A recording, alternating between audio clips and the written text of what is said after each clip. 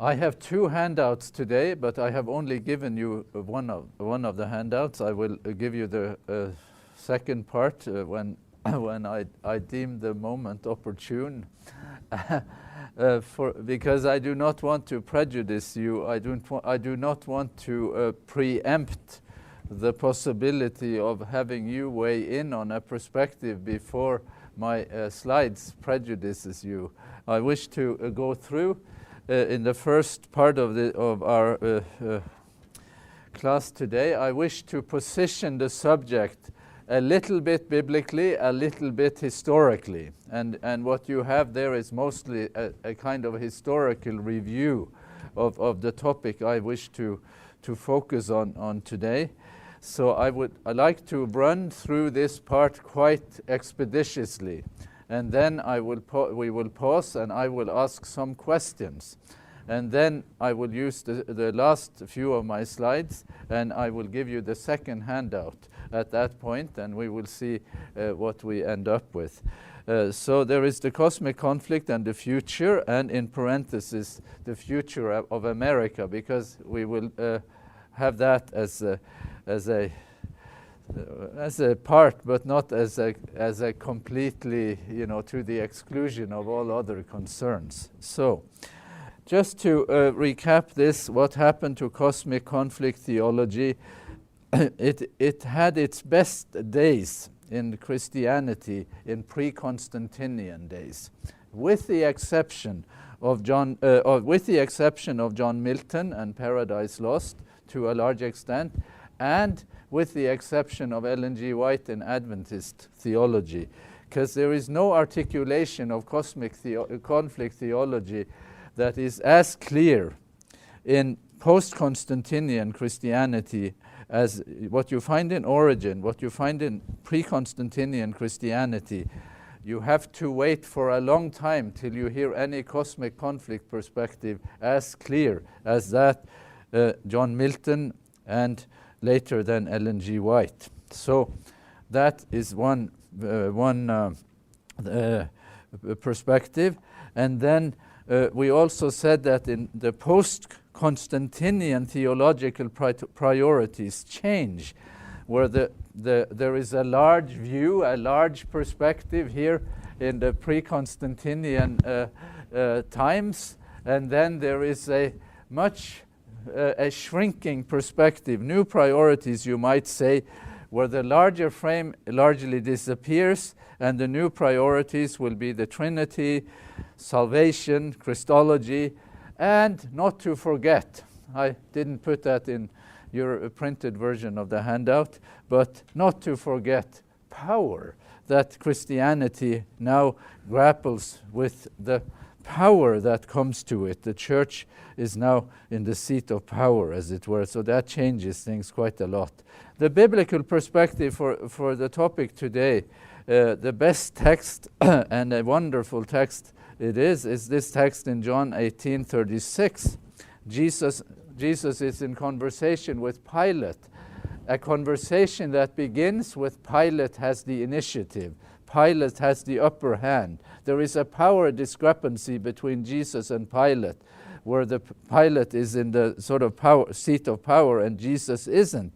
And Jesus immediately manages to shift that power by Pilate asks him, "Are you the king of the Jews?" Jesus asks him, "Do you say this of yourself, or did somebody else tell that of me?" And by answering Pilate with a question, Jesus changes the dynamic of the conversation.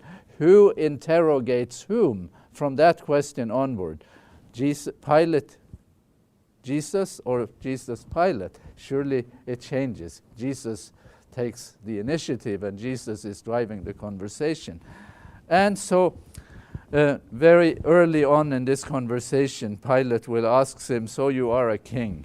And Jesus answers, "My kingdom is not of this world. If my kingdom were of this world, my followers would be fighting to keep me from being handed over to the Jews.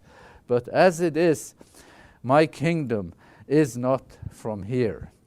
And I would not embroider on that text except to say that this text seems to empower constitutionally or sort of ideologically or theologically a notion of separation of church and state.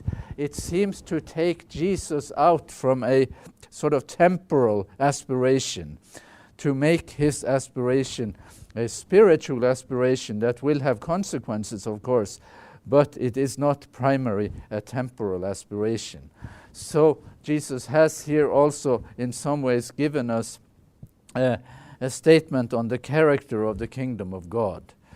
The second biblical perspective I just wish us to revisit briefly, and I will not read the text, but chapter 13 in the book of Revelation, which in our community has been regarded as a key chapter in this book, is a chapter that seems to say that there is a merger, that the beast that rises from the sea, that stands in continuity with the empires of history, that culminates in this presentation in a Roman Empire, and that sort of empirical creation, that empirical reality assumes Christian characteristics, absorbs Christian characteristics to become a Christian empire, to become what you might even say a Christian Roman Empire. But I'm not going to argue that point now. I'm just going to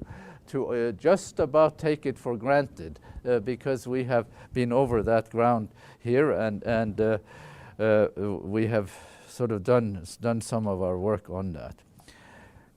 Christianity becomes a kingdom of this world in Constantinian days. And what is most remarkable about that transformation is the enthusiasm with which the church greets it. I don't think that can be overestimated. When Eusebius writes his history, and it's quite easy to read, Eusebius' history of the Christian church and his history of Constantine is quite easy to read. It's not complicated. It's not really very academic. It is highly sort of, it's narrative character. It's very striking.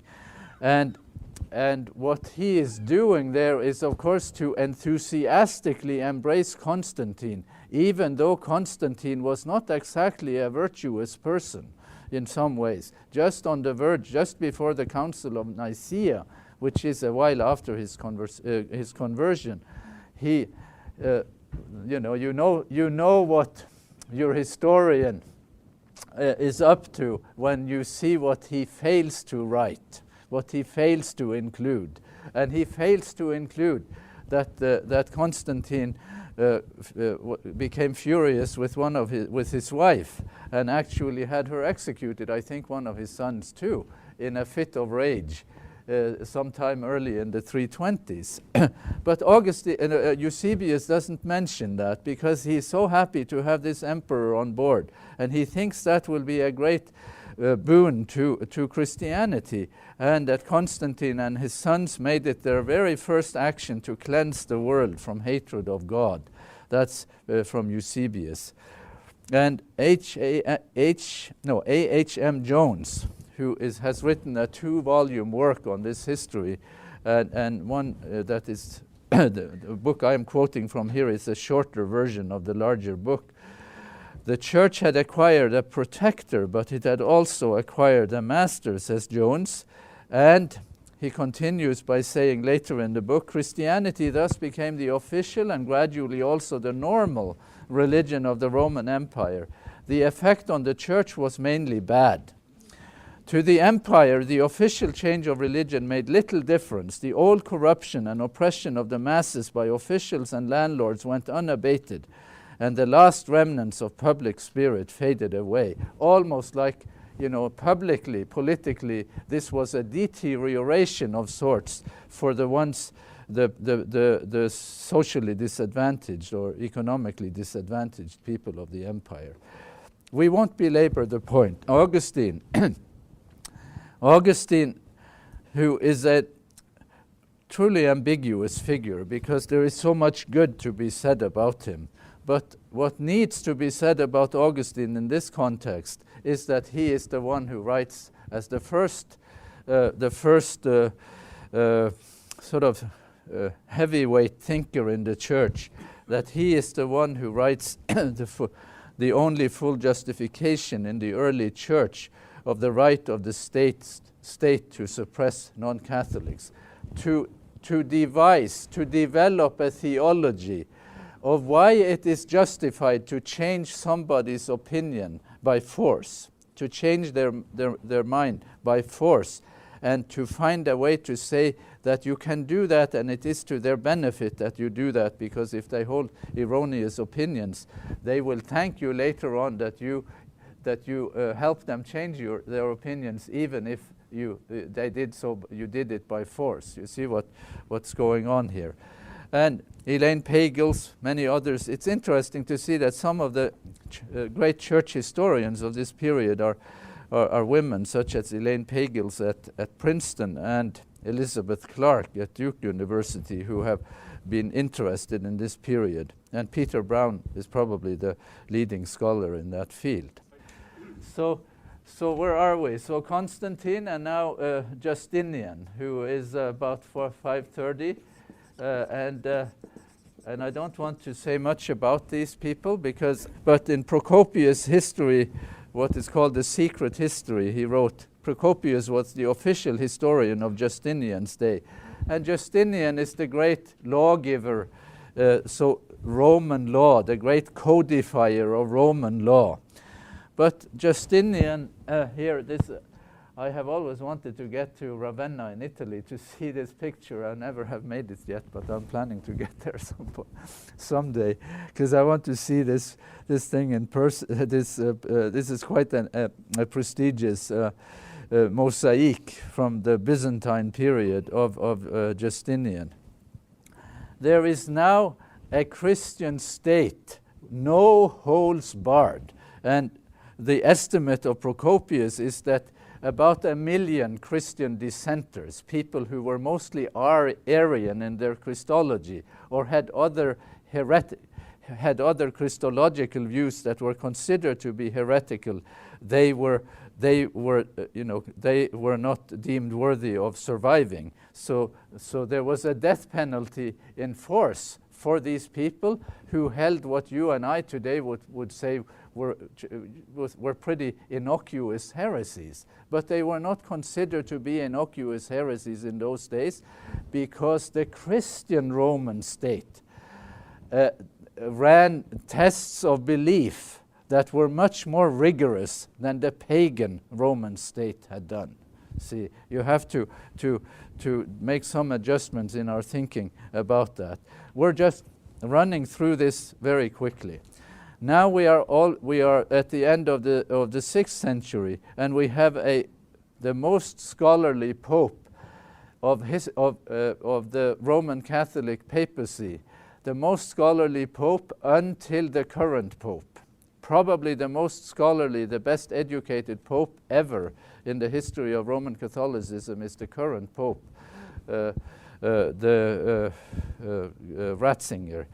But Gregory I was also quite a student, and that is what this mosaic is trying to tell us. So what has happened by now, Rome was its pope. That is to say that he is a kind of personification of Roman imperial, or of the Roman imperial ideal. And he is also saying, Peter Brown again, who is an authoritative source, as like few can claim to be, that he is seeing some sort of continuity between the structure, the imperial structure, the imperial system of government, and the system of government in the Christian church. That why do you have bishops? Why do you have hierarchy? Why do you have it shaped that way? Because you are basically taking over a structure of a hierarchical structure of privileged and largely unaccountable people in authority that sits at the top of that pyramid. So much more we could say about him. We need to say one more thing about him. look 10 years ahead in history, 20 years ahead in history, what is happening elsewhere. From him, he dies in 603. 20 years downstream, we will have the rise of Islam, moving into a political environment where you have had persecution, savage persecution of some of the at least beliefs that will resemble the beliefs, the Christology of Islam. So you may say in some ways that Islam could be seen as a sort of,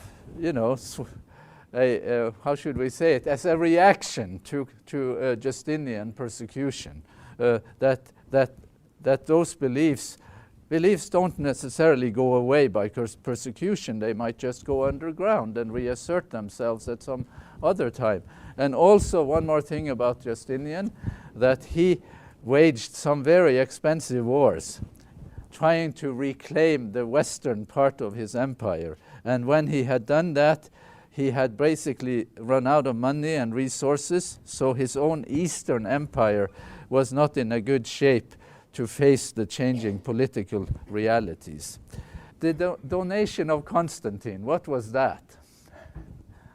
What was the donation of Constantine? You and I might dismiss this as a kind of joke in our time, and not think much of it, but what was it? Well, the donation of Constantine was a document that there is a much better and more prestigious painting of this. If you go to the Vatican and you go to the Raphael rooms, many of you have been to the Vaticans and you've been in the Raphael rooms, haven't you? And what have you seen? He painted the conversion of Constantine. He painted various things. There is a Constantine room there, devoted altogether. Raphael, who was such a wonderful, great painter, he paints the most important incidents in the history of Constantine. And one of the, this is not his painting, but this is Constantine handing to the Pope. The Pope in that time was named Sylvester. Constantine hands to the Pope the deed to the city of Rome and to all the possessions, all the territory belonging to basically Italy, or much of Italy, and says that the emperor cedes control as a temporal ruler, that the emperor will not rule Rome and its immediate environs. Who will rule it? The Pope will rule it. So the Pope is now a bona fide temporal ruler. Now, this donation of Constantine, then, what does he say here? How does it read? Just read a sentence or two from the middle here. Behold, we are giving over to the oft-mentioned most blessed Pontiff, our Father Sylvester, the universal Pope, as well as our palace, as has been said, as also the city of Rome and all the provinces, districts, and cities of Italy, or of the western regions, and of relinquishing them, and so on. Anyway, this is a contractual deed that the Emperor Constantine supposedly deeded over to the Pope. You've heard of this? You have never heard of it? My. I'm doing something very important today. I am educating you ever so slightly. Now, this deed surfaced around 800 AD.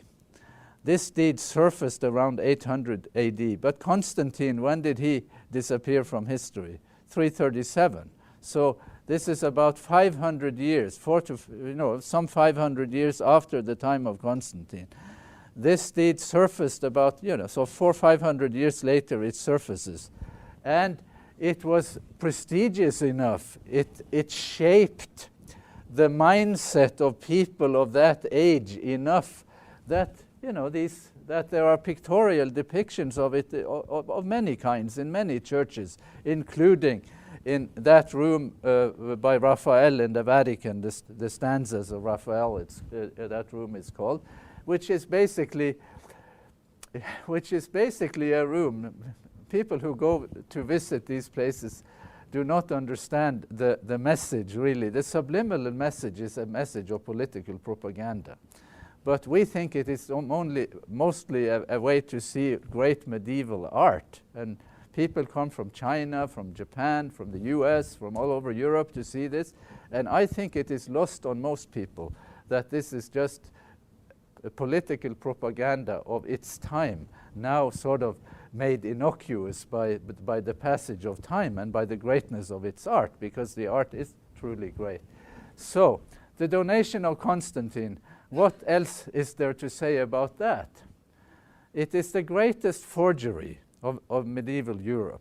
Lorenzo Valla, who exposed it in the mid-Renaissance era, say around 1440, he showed that this was just made up. There was never such a donation of Constantine. It was just, but it was not that controversial, even when he exposed it as a forgery, and quite an amazing forgery. Even when he exposed it, it was already taken for granted that the shape of church-state relations should be that way. Even if Constantine had not done it, it did not invalidate the church's claim to political power. You see what I'm saying? So you expose it, but so what? You see, that's the idea. Luther, when it dawned on Luther that this was actually a forgery, he had the hardest time coming to terms with it, because everybody thought this was the way it was meant to be. Charlemagne, he rules at a time when there is a power shift, and when the Roman Empire that has existed prior to this time, prior to the 8th century, is an empire mostly in the eastern, the Byzantine Empire, Byzantine Roman Empire. But the papacy, sensing that the winds of the future are going to blow westward, decided to shift to, instead of saying that the Roman emperor has his seat of power in Constantinople. Can you see that? Can you see the map there? Instead of going with tradition, where the Roman Empire rules from Constantinople, decides by just one major shift to say the Roman Empire of the future will not be in Byzantine the territory. He will be a Frank. So this is the Franks, this is the king of France, Charlemagne. And he comes to Rome, and he is praying on Christmas Day, and the Pope of that day decides to ambush him and crowns him emperor of the Roman Empire against Charlemagne. Charlemagne didn't really want that, because why didn't he want it? Well, why didn't Charlemagne? How do you say it? Charlemagne? Charlemagne is okay? Charlemagne. So why didn't he like it to be ambushed with the crown? He should have been happy. He didn't like it because the body language of that occasion made it seem that it is the Pope that bestows temporal authority. You see, so that was a clever thing. It was carefully rehearsed by the Pope and his helpers. It was carefully rehearsed, and Charlemagne afterwards was furious because he had been upstaged and ambushed like that, and now he was sort of stuck. And the body, and that message has sort of reverberated through the centuries, that it is the Pope that bestows temporal authority. It gets worse.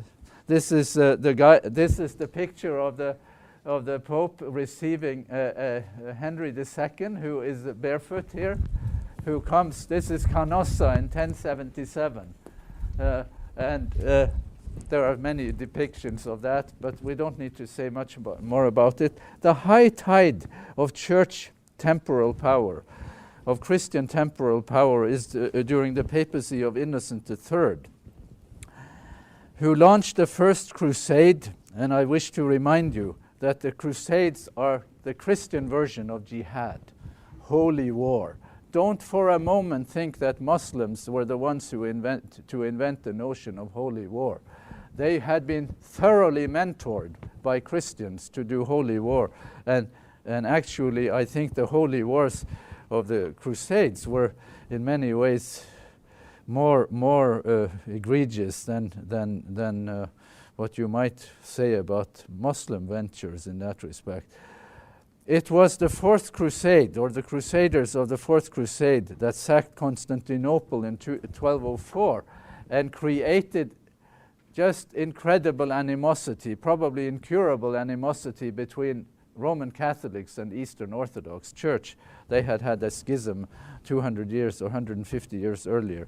This is the time of persecution of the Waldenses, and this is the time of a formulation of a doctrine that the Pope has the right to interfere in temporal affairs, ratione peccati, because of reasons of sin. Wherever sin is committed, there you, as a religious figure, can intervene.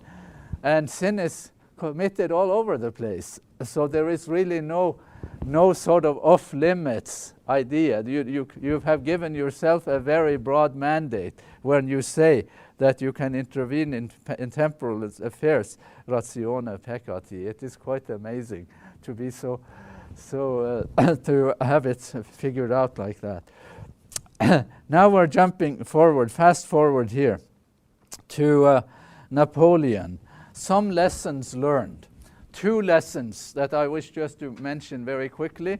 One lesson that was learned is how Napoleon comes into power when the French Revolution kind of goes to seed, and how quickly a country like France can go from what you thought was a genuine belief in democracy, a genuine belief in the rule of the people, and go so quickly to imperial rule. You know, how do you have such a conversion experience overnight? You know, the belief in democracy cannot have been very deep when you a few years later can crown a return to imperial rule, you know, and again in a sort of Roman imperial sense. So that's one thing, and a second thing is that Napoleon must not be seen as the person who diminishes church power. He must be seen as a person who actually restores it to some extent. That because Napoleon was a pragmatic person, and he understood that you needed religion to some extent, that he was not planning to do égalité and fraternité. You know, he was not planning to do equality and brotherhood. He was planning to do inequality and all kinds of things. And when you have inequality in a great measure, you need religion to sort of smooth it over. So Napoleon understood that some religion was necessary, and so he planned to just put religion back into the equation, as it were, and because you know that the French Revolution had sort of disenfranchised religion in a big way. Now, what's the third lesson? So you move from democracy to imperial rule without seeming to miss a beat. You know, it's quite amazing. And then you also restore religion, as he did. And the third lesson, this was a commissioned painting. The painter was there in the audience. Napoleon planned his coronation with as great care as he did his wars. This man knows how to do, you know, should have had him here to plan our graduation ceremonies. We could have had some really ostentatious events if we did that. So what is the message here? How does Napoleon get how do they do it? And what did he mean to say by that? What is the lesson learned? He was not going to make the mistake that Charlemagne had done earlier and be taken, unawares. So Charlemagne had been crowned by the Pope. You know, the body language of that, but the Pope was sitting there, and Napoleon takes the crown. And this is, this is this is a sort of forerunner of the American supermarket, self-service. Nobody gives it to you. So that was carefully choreographed and deeply conscious of historical precedent, because the historical precedent had been, the notion of that the Pope had supreme temporal authority, and no more of that for Napoleon. At the late 18th century and into the 19th century, we see the temporal power of the church in decline. But you still have a territory here that are considered papal states where the Pope is the temporal ruler. You have to understand that the people who live in that area, their head of state is who? Their lawgiver is who? Their elections happen when? Whenever there is an election of a pope. See, so that is the church-wide. So these citizens of that area have how much say in who rules them? The consent of the governed, all those things. You can see the paradigm there. So this is the time. This is the Pope of the days of Napoleon, who he put sort of under lock and key for a while, but there is still a temporal domain.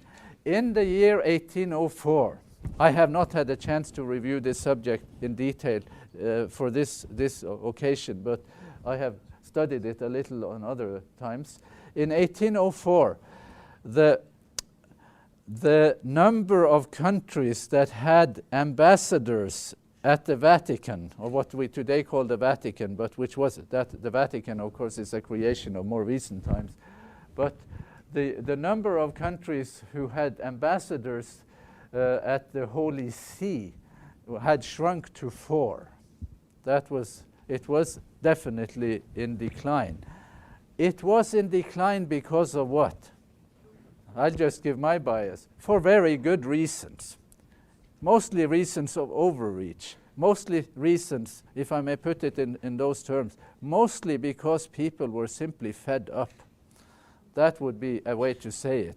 So there is a reason for this.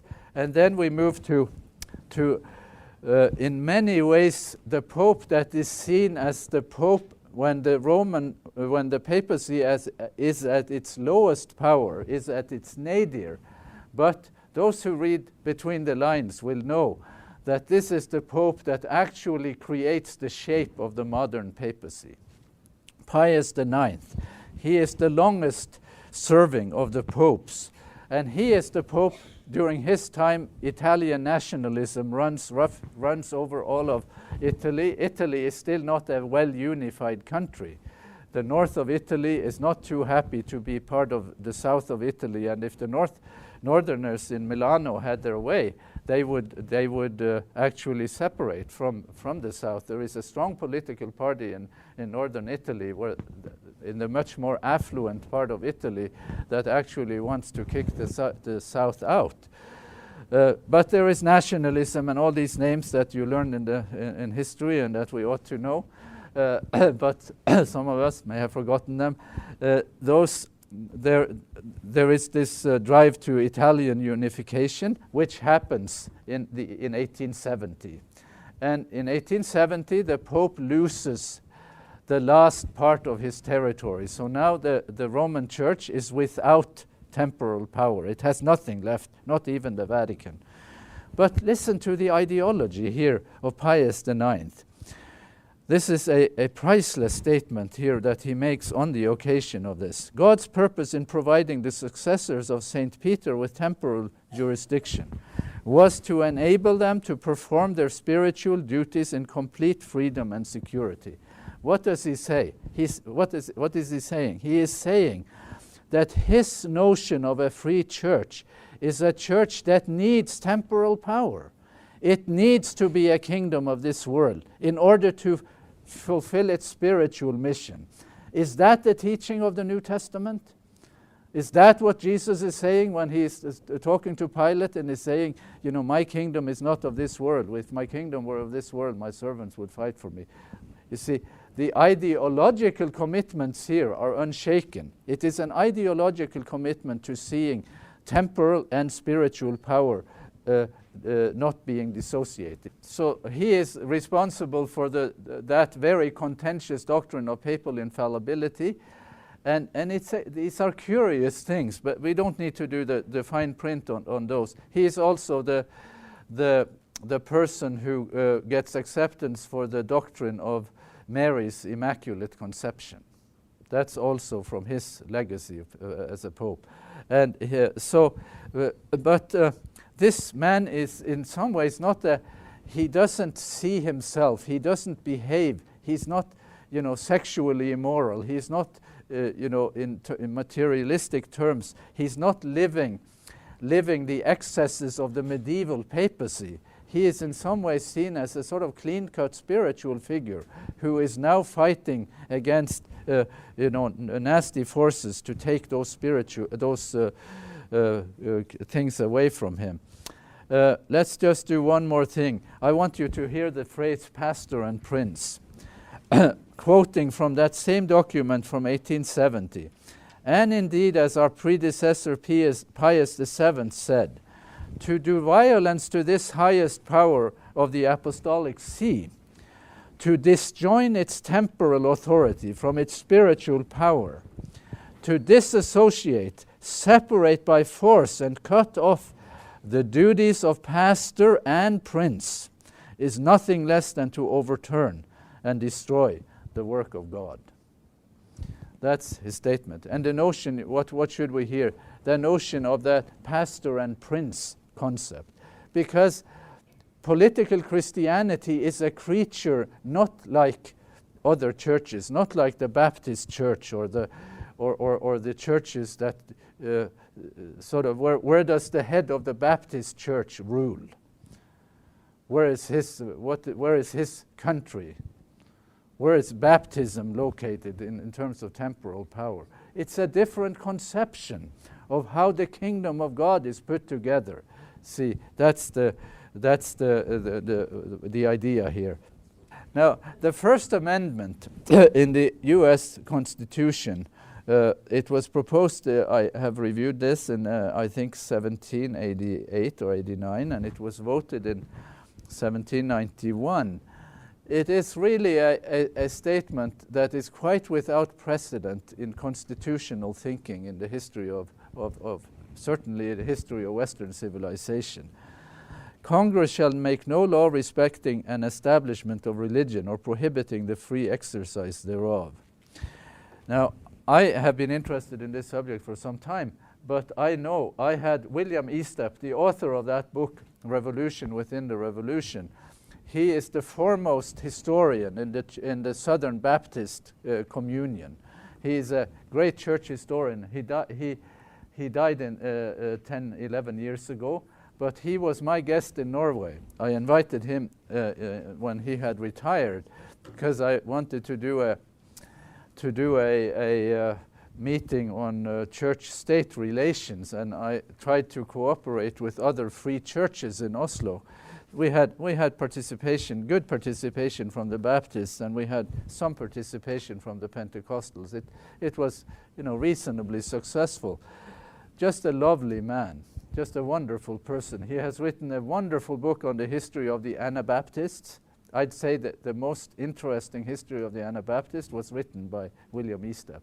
He's also written a great book on Reformation history, and he has written this book on the history of the First Amendment, showing how people from the free church and Anabaptist tradition came together with the founding fathers, who were not nearly as religious as evangelicals today think they were, and how they together made the First Amendment possible. Because it was unprecedented. And you, as Americans, should be extremely proud of having a constitution that took a subject, a so vexing subject, to such a high level. Now, Estep in our house, he said to me in tears that his own church has walked away from it. That what used to be a cornerstone of the Baptist sense of identity has been eschewed, has been eclipsed completely. The foreword in his book is written by Bill Moyers, who studied at the East Steps Institution, Southwestern Baptist Seminary. I think Bill Moyers might even have an MDiv degree. I think he is trained in theology. And Bill Moyers has written the foreword to his book, and I have a statement there later from Bill Moyers. But why are we talking about this? We're talking about it to see how the American contribution lines up, because the American framework is so different. Here is a couple of statements from the book, from Revolution Within the Revolution. I believe one person in a Baptist preacher says, I believe the notion of the separation of church and state was the figment of some infidel's imagination.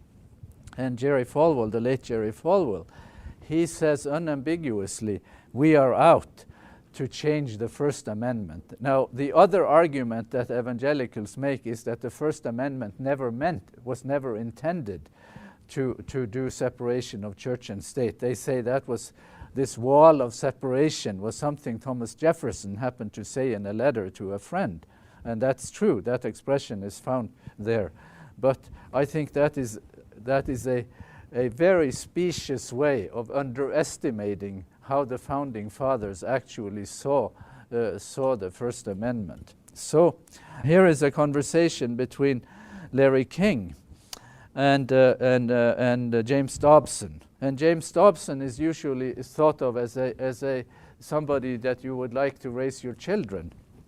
But I will just say that I do what I'm going to say this in all due respect. I do not want him to get anywhere near my children. I say it in all due respect, because he doesn't seem to understand something extremely basic here. Here is Larry King. We have a separation of church and state. Dobson, who says? King, you don't believe in separation of church and state? Dobson, not the way you mean it. The separation of church and state is not in the Constitution. And then he goes on to quote Jefferson, that was something Jefferson said. It was never intended.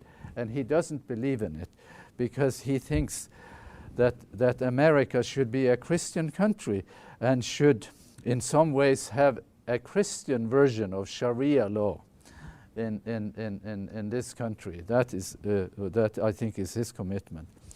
Now there is a voice of principle here, and I need to share with you my admiration for this man. He said in 1986, because this is a person who seems to have thought it through from the ground up. His days of teaching Sunday school as a Baptist seems to me to have connected him profoundly with an ideological turning point in modern times. I am a Southern Baptist, and I have always believed in a total separation of church and state. And I think the interjection of religion into politics is not good for this country. Now, who started that? Who started inviting evangelicals to the White House? Richard Nixon. Who disinvited them? Jimmy Carter. He stopped that tendency to invite evangelical and church leaders because I think he understood what was going on, that mixture was not good. Well, it didn't last long because, since his days, that has just taken off completely.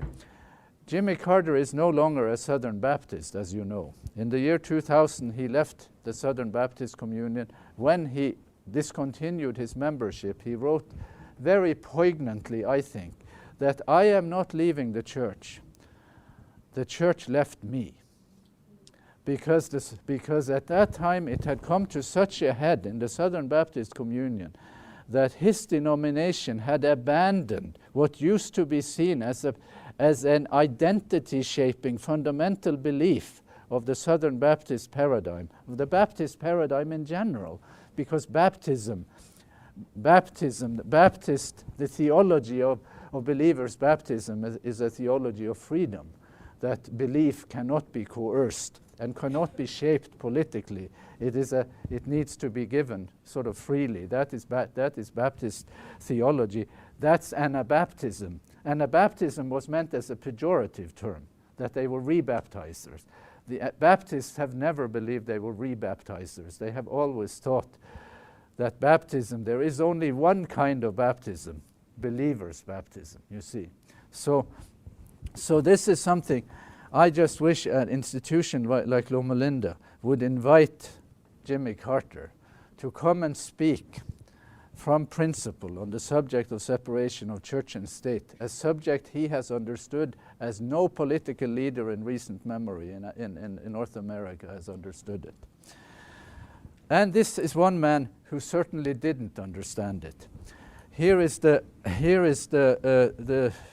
lots of images here, but this is from an article that Carl Bernstein wrote in Time magazine in the I don't know which year, but you can easily find it. It is at the time when, in the heydays of the struggle to bring down communism in Eastern Europe. In that, Reagan, by the way, was the president who first agreed to send an American ambassador to the Vatican. The U.S. was a long holdout on sending ambassadors to the Vatican because of its tradition of separation of church and state. Well, that point was overcome because Reagan was a much more shallow person in his grasp of history and a much more shallow person in his grasp of principle when it comes to issues related to church and state.